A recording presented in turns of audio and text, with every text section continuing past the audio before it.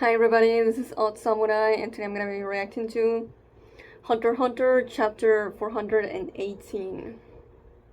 So, first of all, I think I kinda technically got spoiled on, something about this week's chapter.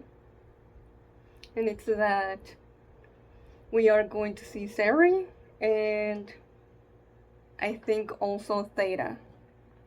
And it's a shame, right? Because I would have liked to have actually been surprised by it. Just actually reading the chapter. Now, I don't know about anything that happens in it other than they appear. Like, I've seen panels of them. But other than that, I don't know. So, that's something. But yeah, in 417 we had Benjamin. I don't know if I want to say enjoy, but just, having a cathartic experience on crushing Tserri. I mean, he thinks he did, but, we all know that's not what happened. Then he goes and meets with Tyson and Tuepa, and, well, he uses TSK-17 on them. So now they're on a time limit as well. Oh. Give me a second. Okay, I'm back. Sorry. So yeah. I wonder if Kurapika is gonna be able to, help Tuepa in some way, or if she's gonna realize by herself what Benjamin did, and maybe she can even actually, make up a cure for it. Since we still don't really know what her Beast can do, maybe that's something, on its, range of abilities. I really like that moment when Benjamin basically lists all of the things that, all the ailments that he has at the moment. And he's just like, isn't this exciting? And the two guys with him are like, yes sir! What do we do with the enemy? Destroy them, and death or friend? And who are we? Kakin Royal Army Squad 1. Like, damn. That's just, how much Benjamin gives them a purpose.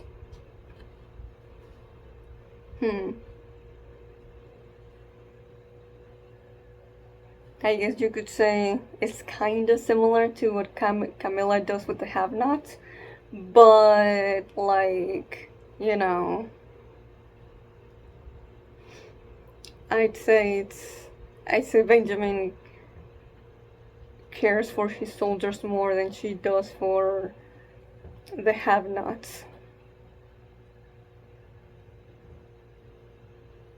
And just,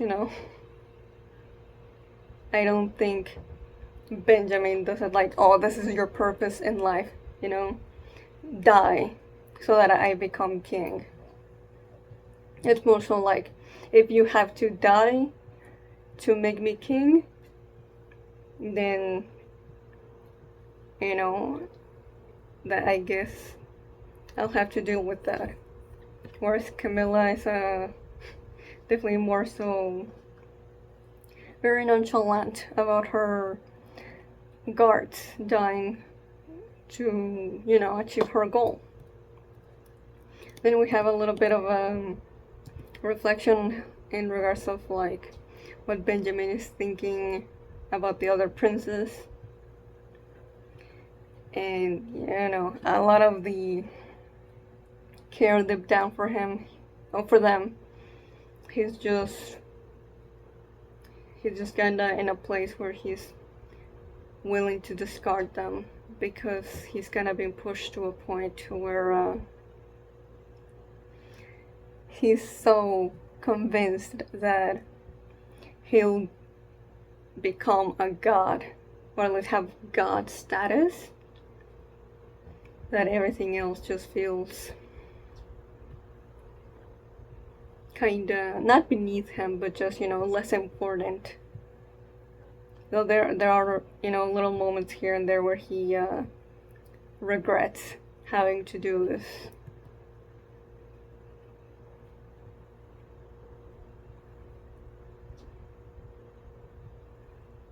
And then, yeah, we end the chapter with him thinking about how his mother chose his brother over him.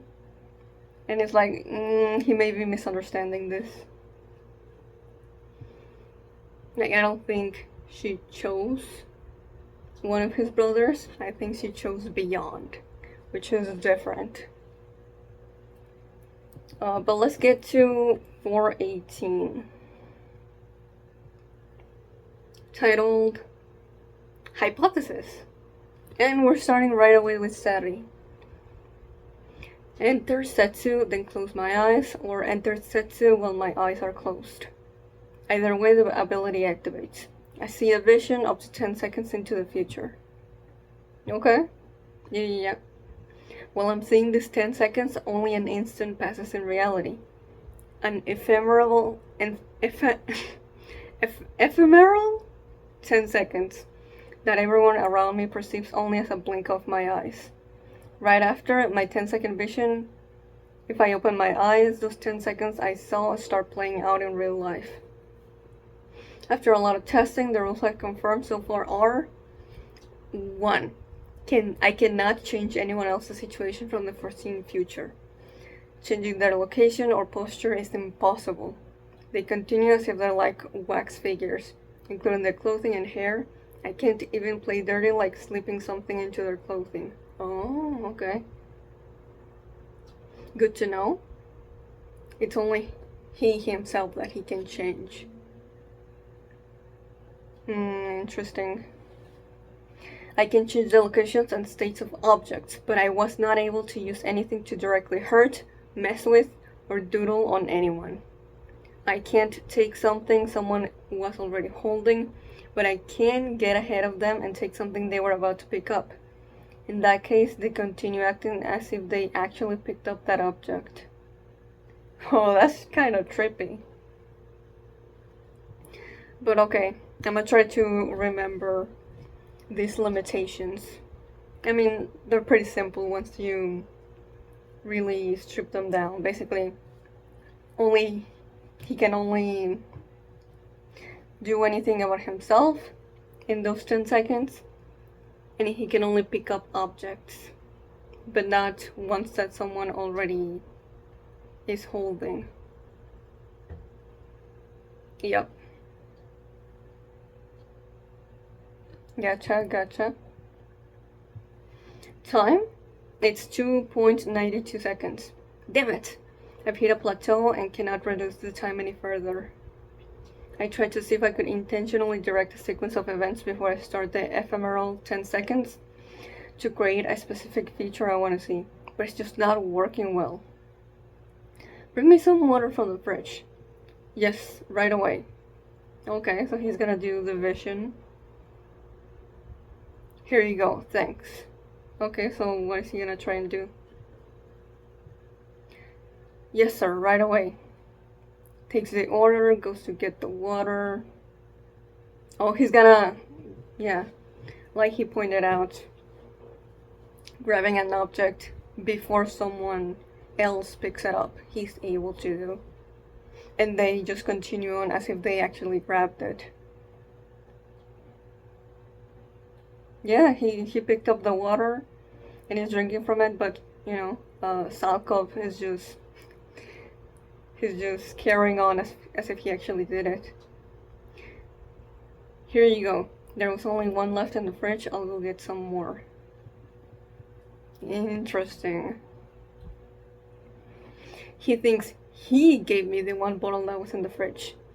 That means my ability is working normally. But when I try to put the line, get me some water, inside the ephemeral 10 seconds too, it doesn't work. no matter how hard I try to tell myself. I'm going to tell Salkov to get me water and close my eyes. I don't see a future in which I say it. Huh. Okay.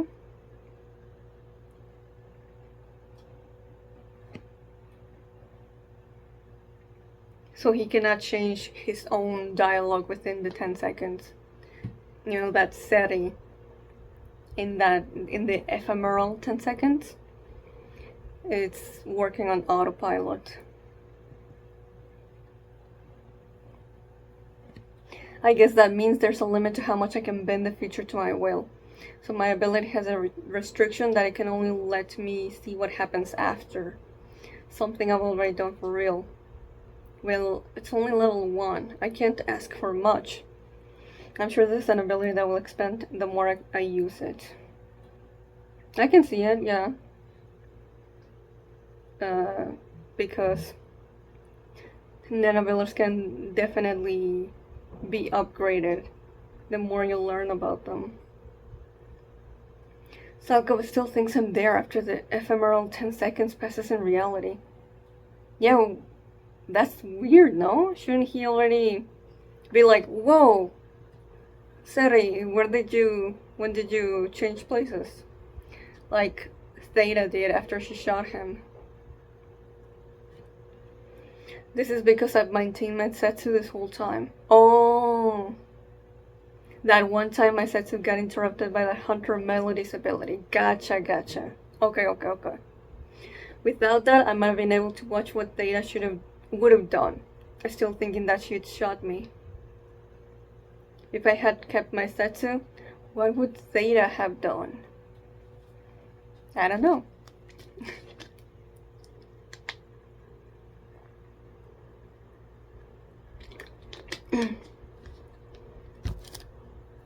I'm just thinking that maybe she did not have a plan. Like she was ready to be killed or at the very least be locked up and, you know, admit to the crime. But I'm not sure. Okay, Tserri finished the water bottle and he threw it somewhere around Salkov. Well, no point in speculating now. Okay, he threw it at Salkov's head, but of course, nothing, you know, no reaction, because it's not happening in Salkov's perception of reality. And it just hit the ground.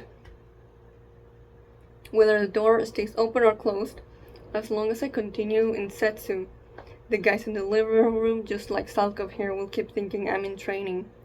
Whatever I do while I'm in Setsu goes unnoticed. Okay.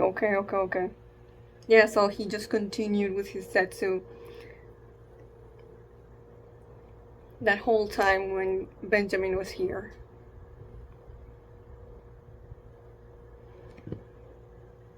I need to figure out how far my ability goes. For now, I know for sure that all of room 1004 is under the ability's influence. I feel like the net beast stands at the point where I activated the ability like an antenna. It affects a spherical area around it with a radius of X. What? We're doing math? I'm terrible at this. This is probably why the farther I get from the starting point, the more I get the horrible static in my ears, similar to bad reception. Okay, I think I got it. Me, the real me. Okay. Yeah.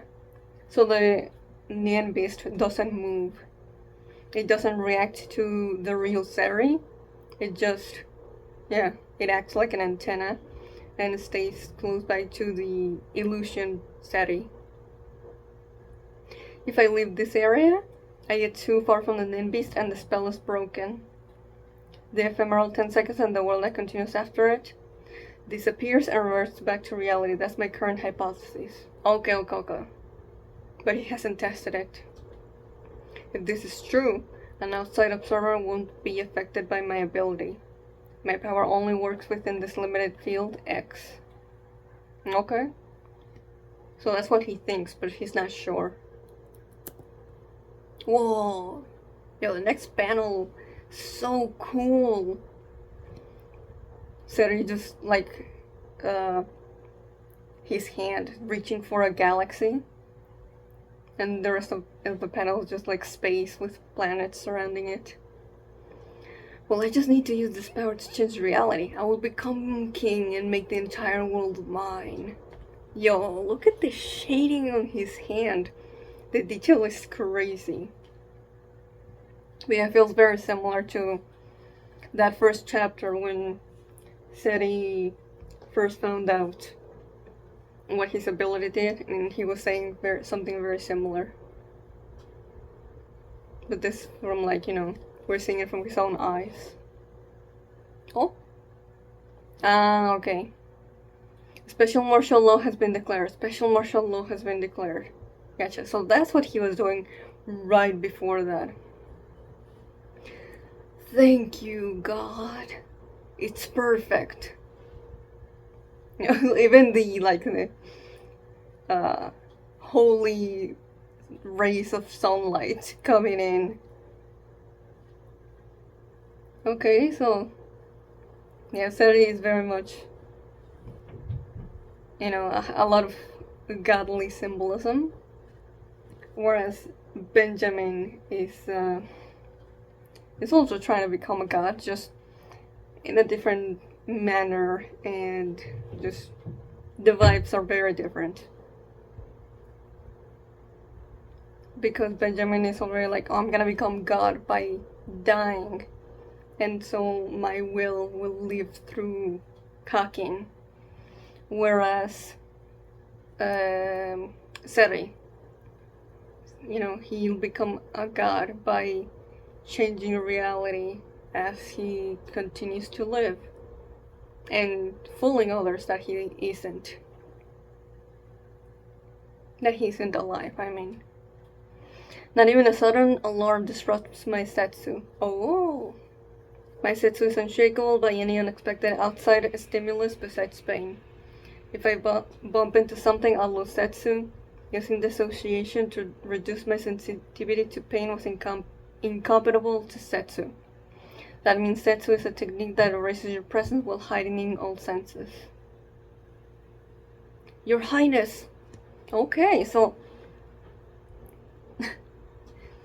the whole time he was in setsu. I mean, yeah, we knew this, right? The moment that Benjamin walked in, Tserri was in setsu, but I mean, like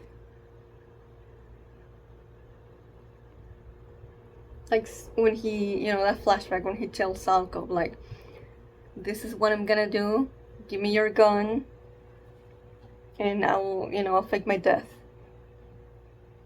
So that must have been before this even. Yeah, for sure. Your Highness, I mastered Setsu stability. Now all I need is speed. Dear God, I am grateful for myself. Okay. The first princes are demanding we open the door. If we don't respond, they'll force their way inside. I'll have first prince's guards. Setsu, release. Oh, okay. So he did release Setsu. Because he needed to talk to someone. Leave them until they force their way in. But do as they say, put all your weapons in one place and surrender. Keep your hands up and don't resist no matter what. Hurry. Yes, sir. Salko? Sir? Oh, okay. No, never mind. This is when that conversation happens. Give me your gun. Huh? I'm about to die, but tell everyone exactly what you saw. Gotcha. And then, you know, Benjamin comes in and riddles, you know, fake Tserri with bullets. Whoa. I didn't even need to provoke him with this gun. I figured he'd rough me up a bit more before finishing me off. Okay, so that's why he asked Salka for the gun. He didn't even have time to use it. Benjamin just didn't. He was like, I don't have time for your bullshit. Bam.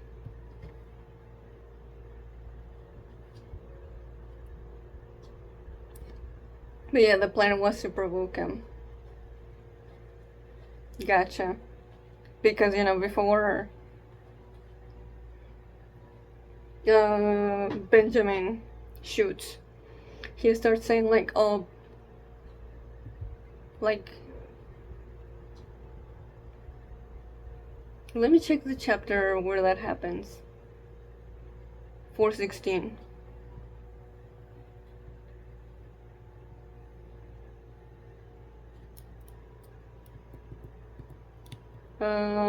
One tries sparring big, and then he, gets interrupted. I think he was gonna say big brother. So, okay, so that was a provocation. And I think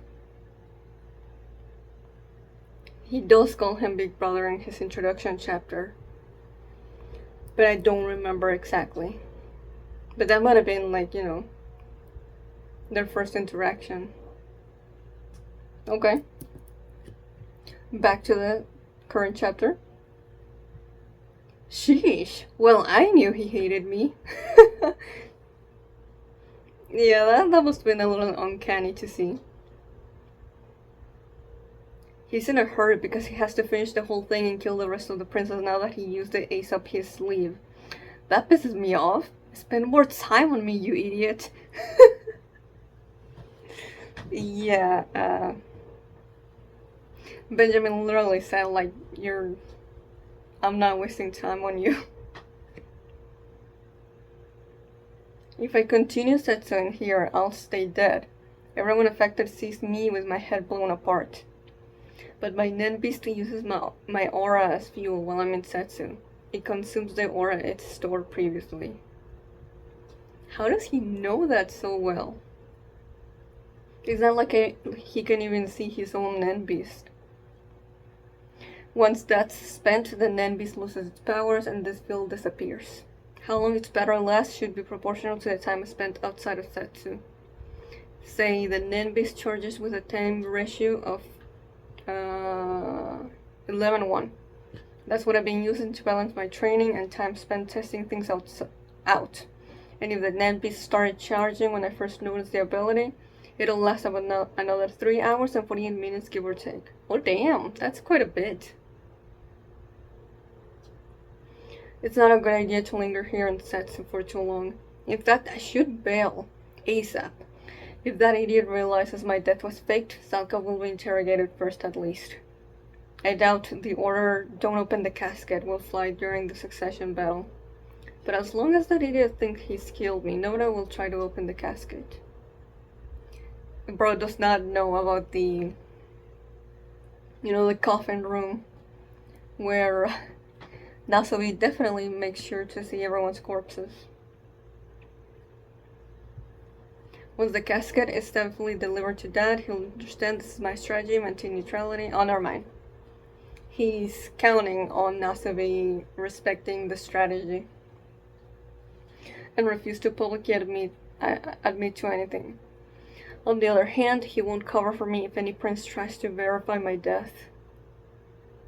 After I deactivate the ability, people would be under the impression that I've been executed by that idiot for maybe a few days at most, an hour minimum. I can't afford to waste any time. Still, I'll have to move carefully. Once I leave the room and reach the limits of the antenna, my ability will be deactivated.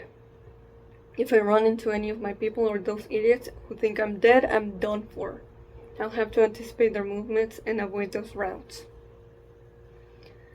Oh yeah, I better prepare a will, and I can't leave the coffin empty. I guess I can stuff it with some guns.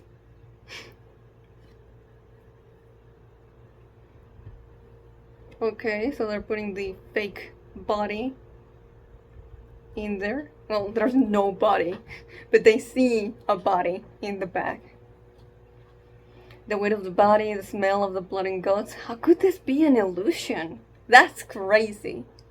It can trick all of your senses like that.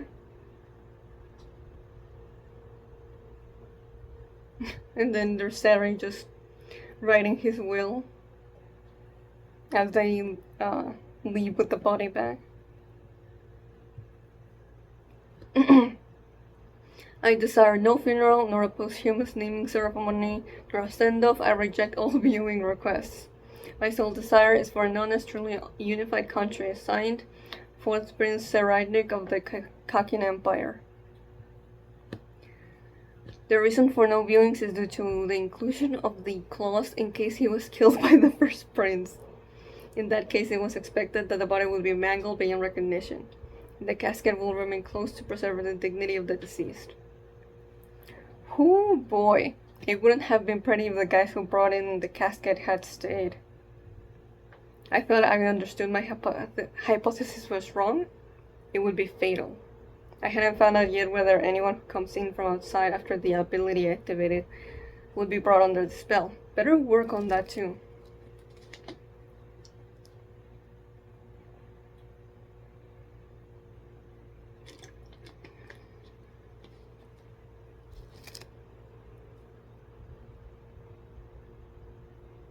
Okay, I get it. Well, we still don't know if his hypothesis is right. Okay, he's looking at the casket. I guess he's putting guns in it.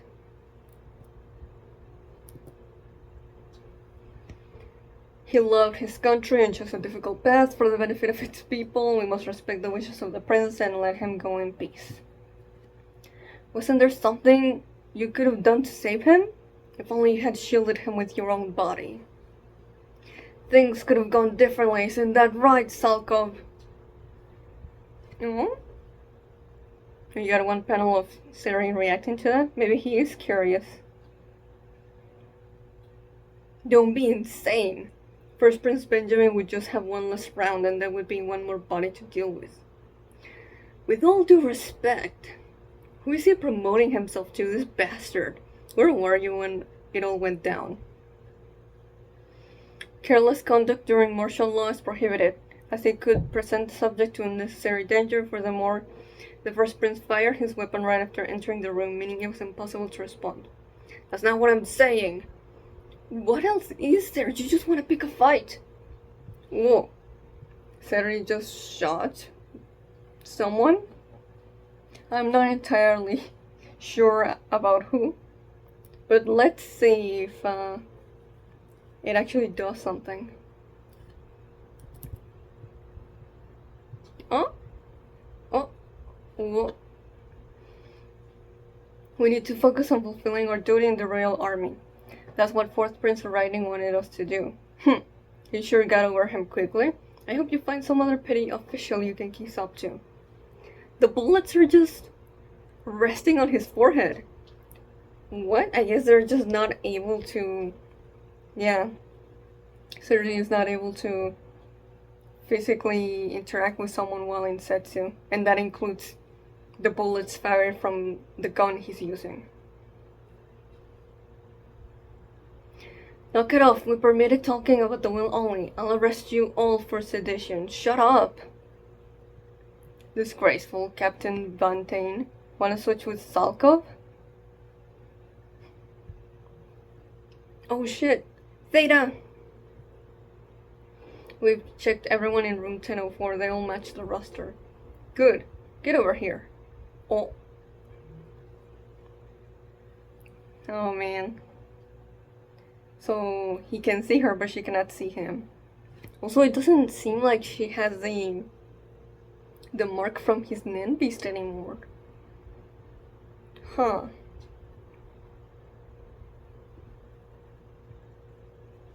You're permitted to move freely within room 1004 only. All firearms and items designated as dangerous instruments will be confiscated.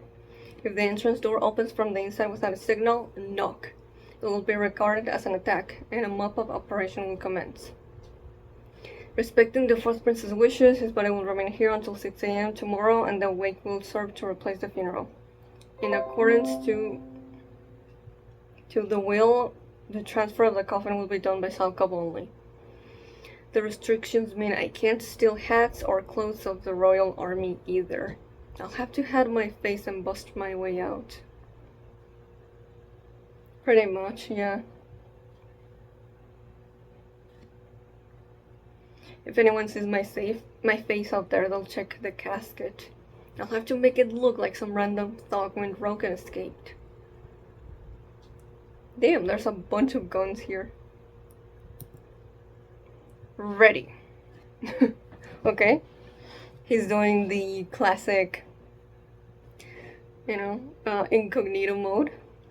Just the hoodie covering most of his face, then a mask and the sunglasses. The Royal Army will take the confiscated weapons to the Central Justice Bureau in Tier 2. That bird brain is probably on his way there to make it the seat of his military and political power. There's no going back now that martial law has been declared. He'll press on until the rest of the princes are killed. He killed me quickly without much provocation, so he must be short on time for some reason. He'll take the shortest route to Tier 2. Yeah, so Tserri has no clue why Benjamin is in such a rush. Usually when we move below Tier 2, we can use passages A, B, or C. Soldiers and mafia heads use B, and royals and VIPs use A. General passengers use C. The only way for general passengers to enter the Justice Bureau through the central entrance in Tier 3, but royals and VIPs have a separate entrance on Tier 2. There are separate entrances and passages for royals for public facilities, and is designed so that A is the shortest route. Gotcha.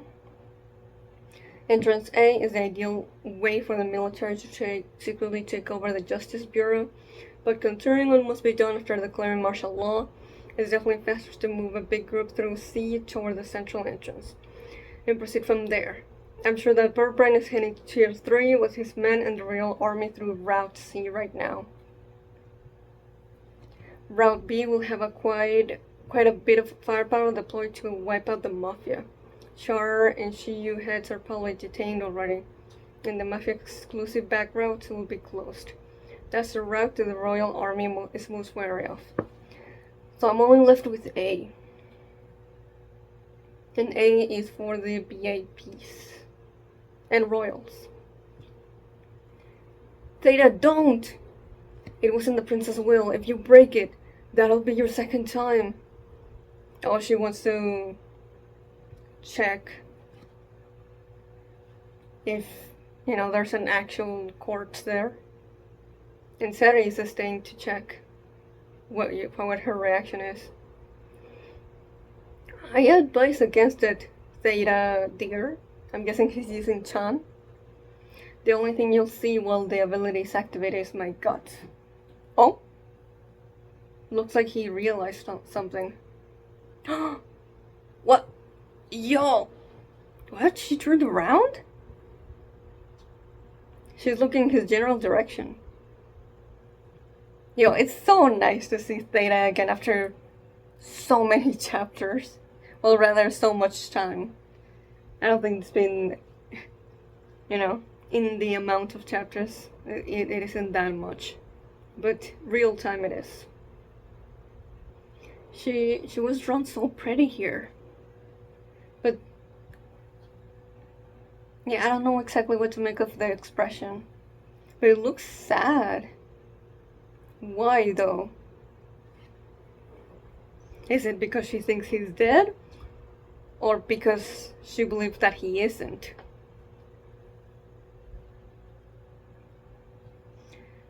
Can she see me? No, that's not possible. I like how the last panel is just the sunglasses.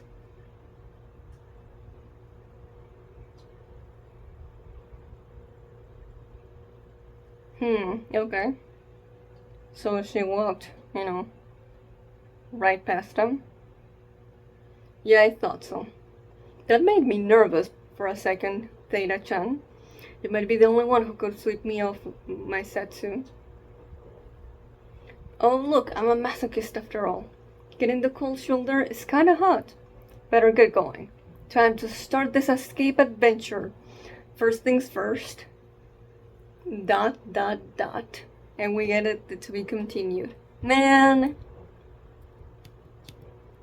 This was such an interesting chapter. I really like just getting to see Tserri's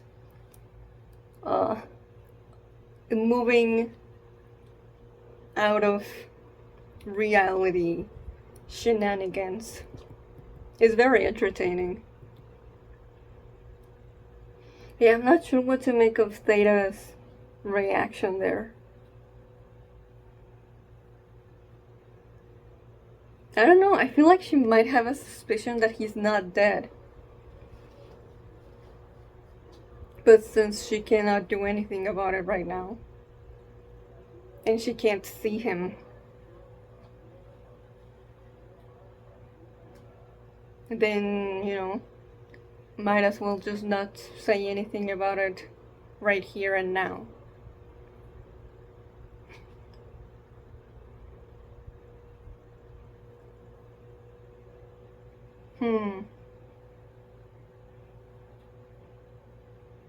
But you know, when she tried to kill him that one time, she did feel sorry for him. And kinda, you know,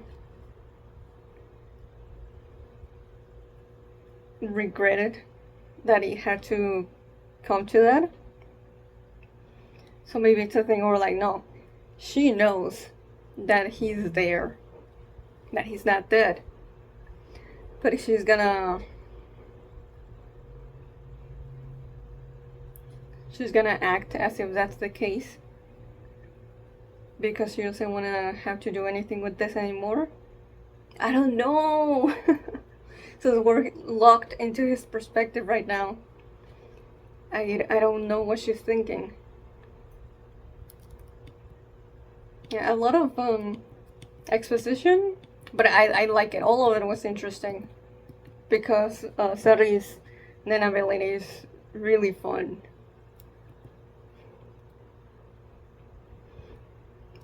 But yeah, he's gonna be moving and going to trying to leave here.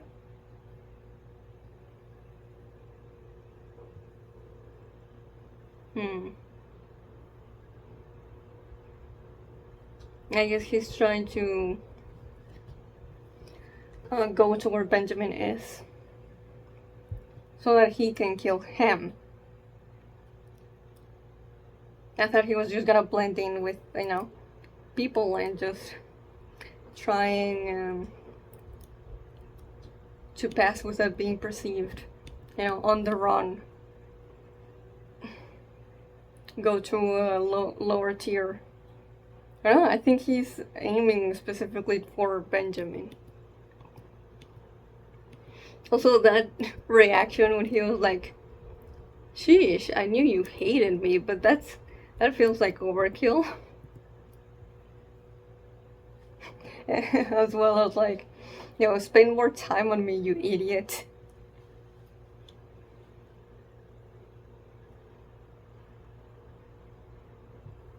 I mean, he seems mildly annoyed, but I don't feel true hatred for Benjamin in Tserri here, which is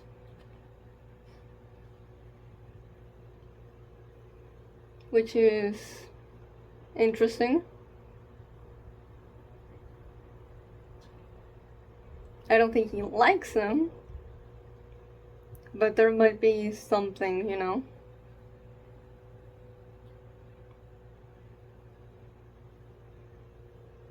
I don't know.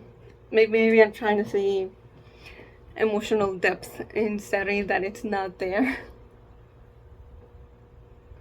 Since, you know, that whole thing in 316, and the implication was that he was just gonna try and talk to him to provoke him. So, I don't know. But really good chapter. So, I think that's all I have for today. So, If you have something to say, leave it in the comments below. If you like the reaction, like and subscribe. Till next time, see ya.